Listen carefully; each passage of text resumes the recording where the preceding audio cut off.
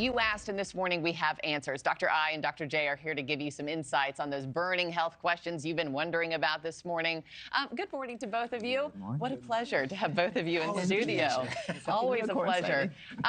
My team and I were talking about this one yesterday, so let's just get straight to it. Cracking your neck and cracking your back when you feel muscle tightness is a great way to relieve tension. And I'm going to have to say, I feel like, based on what my mom told me growing up, it's got to be false. Your mama's always right. Yeah, yeah. When you crack your, and I'm a neck cracker, I am, but when you crack your knuckles, you're hearing the gas being released in the joints. And that's actually okay.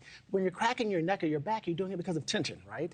And so the areas that are cracking are actually more hypermobile. And so those aren't the areas where you're feeling the tension. They can make more tension in those areas where you're feeling the tension. So it can make it worse, actually. Okay, but debunk this. My mom also said when you crack your knuckles, it makes your knuckles bigger. Your mom's a liar. No, it's That's not true. No, okay. Next one, using hair and nail growth supplements can increase your risk of suffering a heart attack. False. False? I don't know. That's actually false, but it's not as crazy as it sounds. So this is the deal. When you take these hair and nail growth supplements, they have a lot of biotin. What biotin does is it masks certain markers in your bloodstream that are elevated when you have a heart attack. So when people go to the ER, they think they're having a heart attack. We test for these things called troponins. If you're taking these hair and nail growth supplements, it masks the troponins, so we may miss a heart attack. So as crazy as it sounds, I tell people, if you think you're having a heart attack, you're having chest pain, you go to the ER, you're taking these supplements, tell them, I'm taking these supplements so that they can do additional testing. So it won't cause a heart attack, but it can cause you to miss one. Okay, really good to know. Especially, I'm in postpartum, 6 months later, I'm taking for hair loss, I've been taking some Nutrafol to help kind of combat that right now. Tons of biotin, let's talk about meal timing. True or false? To keep weight and blood sugar normal, night shift workers should stick to normal day shift eating patterns like breakfast before indulging into lunch. True?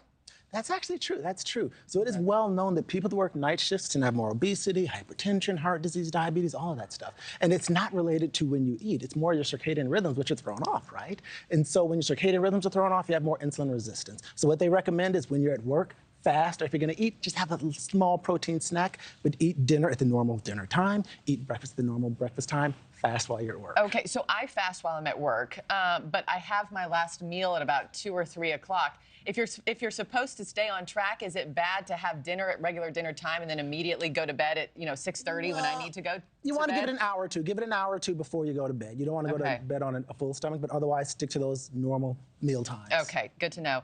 Cutting the amount of sugar kids eat in the first 3 years of life increases their risk for diabetes as an adult. Cutting the false. False, yeah. You cut sugar, you're not going to see much diabetes. And so it's actually really interesting. They did the study that found that when you cut kids' sugar intake during the first 3 years of life, including that first almost year in utero, you decrease their risk for diabetes and high blood pressure by 35% and 20% respectively. And the thought is that you're basically priming their brains for what they'll crave later in life. But also when you eat a lot of sugar, you actually turn off certain genes that are health promoting. You turn on certain genes that aren't health promoting. And so you see the higher risk of diabetes and high blood pressure and all kinds of things. And so they say for the sugar intake for kids and pregnant women, when they're feeding their kids, less than 10% of the calories should come from added sugars, which is tough. And didn't that report just drop? It's been like a week. It's been like a week. I'm like, where was that? I know. A year ago. It would have just guilted you. It would have just guilted you, It seems like that would have come out a while ago. You would think. But yeah, you would think. But I think people are understanding more and more the effects of diet on what they call epigenetics, which is the effect of turning genes on and off. And so I think that's kind of what led to the study. Okay, fingers crossed. I had about a box of Junior Mints a day for 9 months. Let's also talk about Starbucks, because I know 'tis the season for all things like the holiday-themed drinks that everybody loves. They were released on Thursday, a new holiday lineup. There are actually, true or false, there are actually some healthier Starbucks holiday options. False? That's kind of true, kind of false. So if you take them as is, for the most part, they're not that healthy, right? So there's this gingerbread latte, which I love gingerbread. It sounds divine to me. I love gingerbread. It's so warming. Here's some gingerbread. Oh my gosh, our producer of all things fun and fabulous, Tina, with the delivery. Okay, thank you. How many calories of added sugar do you think are in this, Markie?